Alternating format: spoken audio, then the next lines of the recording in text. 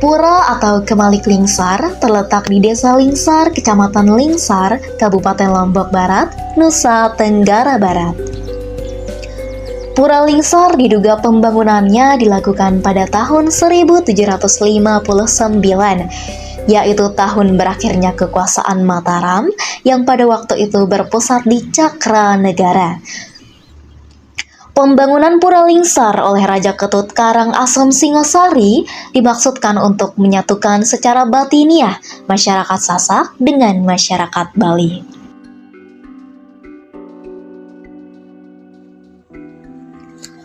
Pura Lingsar tidak hanya digunakan untuk beribadah umat Hindu, melainkan dua umat sekaligus, yaitu umat Islam dan umat Hindu. Islam kok masuk ke Pura, berarti di sini 90% orangnya Muslim di sini.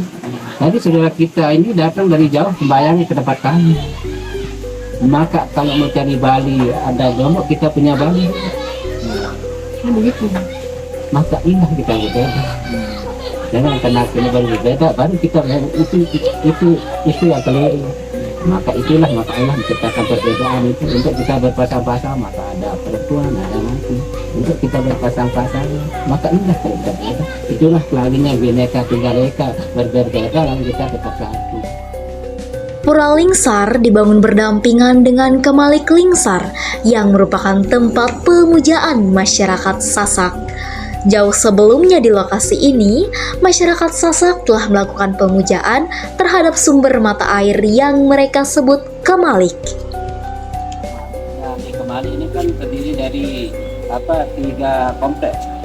Kompleks Kemalinya tempat kita berada ini, nanti di sebelah timur ada kompleks Siraman Timur, di sebelahnya nanti Banjarnya 4, nanti di barat sini kompleks Siraman Barat, di sebelahnya 5. Gaduh dan Kemalik ini boleh dipakai kapan saja menurut keperluan agamanya masing-masing.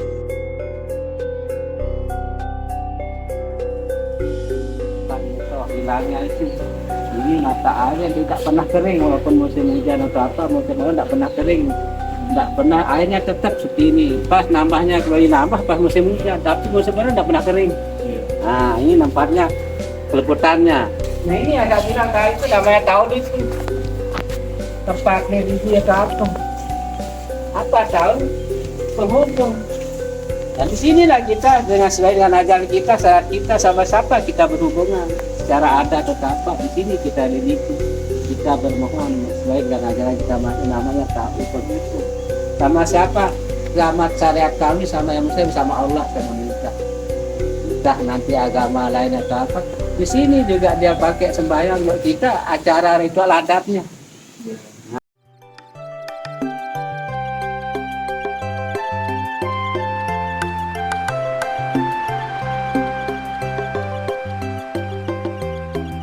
Kompleks Siraman Timur berjumlah 4 dan Siraman Barat berjumlah 5, sehingga jika dijumlahkan akan berjumlah 9.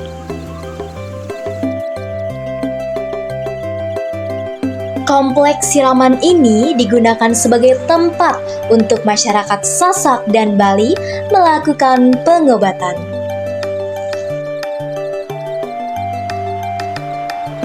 Sekali setahun harus diadakan upacara bersama, yaitu Perang Topat. Perang Topat adalah suatu kegiatan upacara dalam bentuk perang-perangan, dan topat atau ketupat sebagai senjata yang dipakai dengan cara saling lempar dengan sesama teman. Pada dulu itu belum ada, tapi tidak melupakan acara ritual ini. Setiap Jawali para petani sebelah kami di Lombok ini nanti dia datang berdurun untuk merebut ketupat ini supaya apa?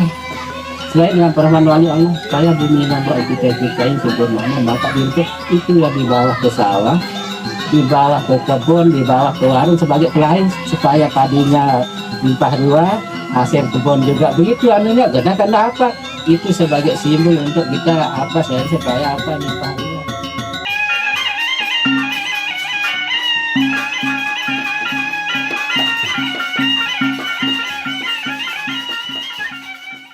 Maka 2 kali 9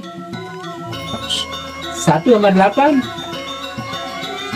sampai tinggi berapa? 9. Maka selalu dalam ajaran perang topat ini jumlah ketupat kita pakai itu harus lipatan 9.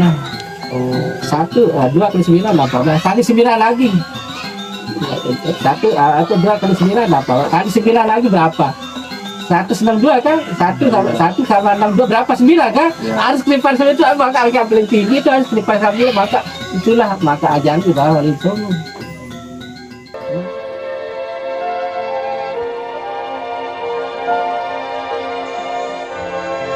Gereja Katolik Panen Abadi dibangun pertama kali oleh seorang pastor dari Belanda yang bernama Dionysius Henricus Gerling pada tahun 1949. Didirikan oleh seorang pastor dari Belanda. Dia punya makam ada di belakang, nanti kalau kita lihat boleh di belakang gereja ini. Karena dia itu sebagai pendiri gereja ini dan dia minta itu kuburkan di sini, tidak boleh karena dia sudah menyatu. Jadi dia minta dikuburkan di gereja di tempat. Jadi ada 4 bagian dalam ibadat, ya. Bagian pembukaan itu dari Romo nanti perarakan masuk dari sini sampai dia nanti kita lihat dia bagian pembukaan. Kemudian bagian kedua itu tentang pembacaan kitab suci, Alkitab, lalu disatukan dengan khotbah. Lalu bagian 3 itu istilah perjamuan. Perjamuan itu mengenangkan kembali Yesus dalam iman saya bahwa Yesus Kristus wafat di salib lalu bangkit. Lalu bagian yang keempat itu penutup. Pertama, ritus pembuka. Ritus pembuka terdiri dari perarakan masuk, tanda salib, salam, doa tobat, Tuhan kasihanilah kami, kemuliaan, dan doa pembuka. Segalanya bertujuan untuk mempersatukan umat yang berhimpun dan mempersiapkan mereka supaya bisa mendengar sabda Tuhan dan merayakan Ekaristi sebaik mungkin.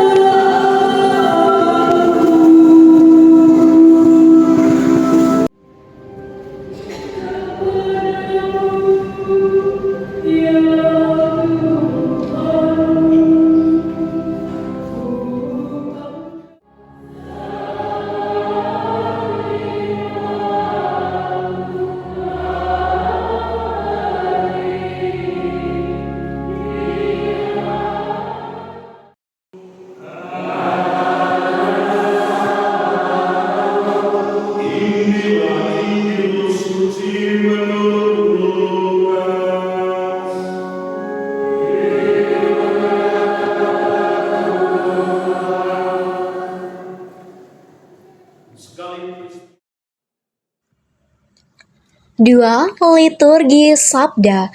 Liturgi ini terdiri dari pembacaan Alkitab. Bacaan pertama biasanya dari Perjanjian Lama. Namun, pada masa Paskah dari Perjanjian Baru, Mazmur tanggapan, bacaan kedua dari surat-surat PB, kemudian bacaan Injil, dilanjutkan dengan khotbah, saat hening, syahadat, pengakuan iman rasuli, dan doa umat.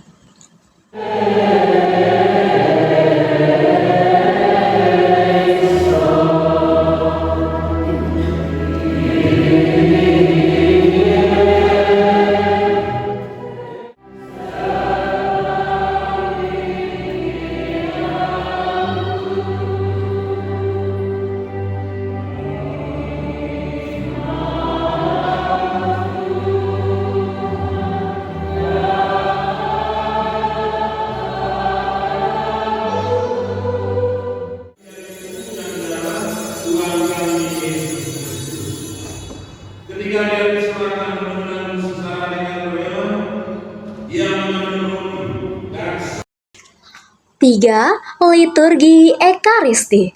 Liturgi Ekaristi terdiri dari 3 bagian, yakni persiapan persembahan, doa syukur agung dan pemecahan roti, dan komuni.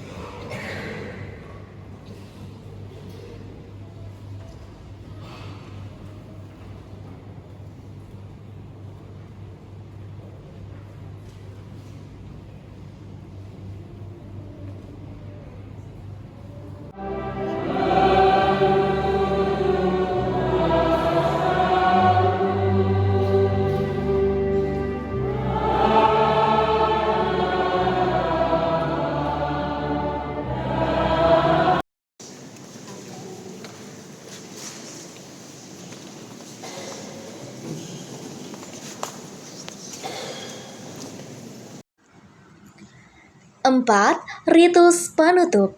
Bagian ini mencangkup pengumuman, pemberkatan, pengutusan, dan perarakan keluar.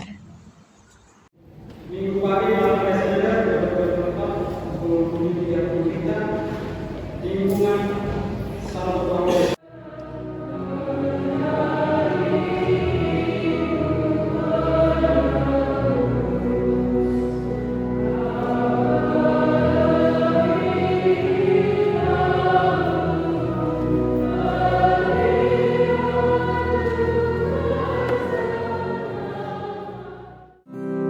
Jangi janger seng sengin seng seng janger seng sengin seng seng janger serere nyoman gayorin kelap kelap kelap bunga langsing lanjar pamulune nyandet kade seruan jani majangiran serian antara rarati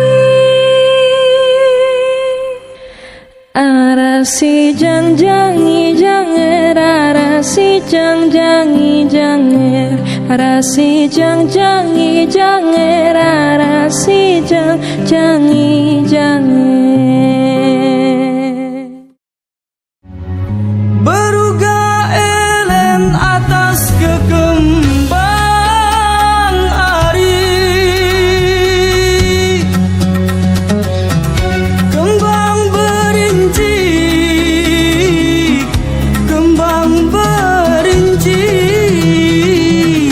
aduh ingasna